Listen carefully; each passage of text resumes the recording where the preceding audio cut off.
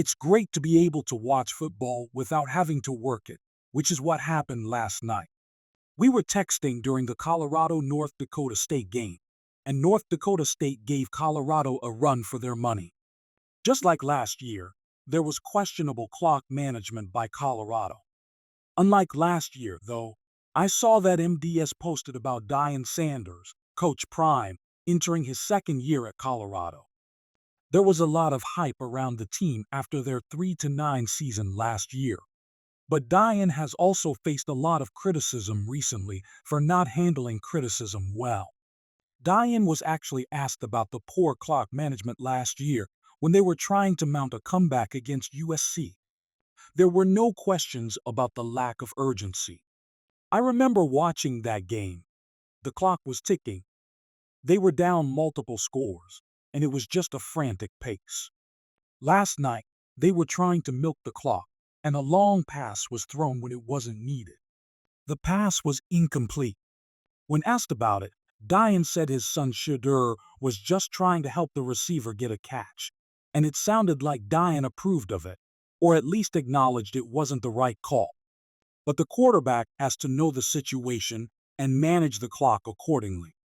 They ended up escaping what would have been a 4th and long situation due to an interference penalty on a long throw Shedeur made when he looked like he might get sacked.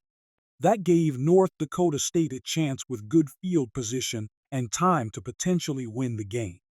They just got lucky. The defender ran into the receiver before the ball arrived. That's when they should have shifted to a clock-killing mode.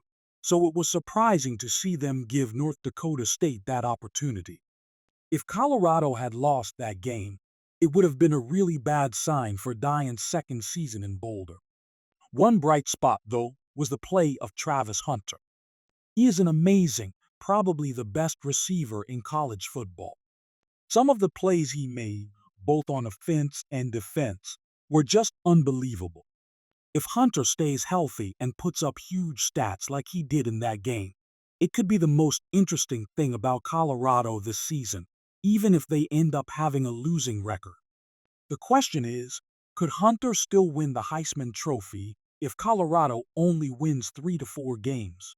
It's happened before, with Paul Hornung winning in 1956 when Notre Dame was 2-8. The announcers were speculating on which side of the ball Hunter would play in the NFL, but that tells me they don't pay attention to the pay structure.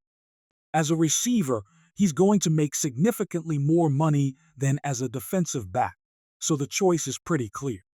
Maybe he wants to emulate Deion, but the economics of the NFL make receiver the obvious path.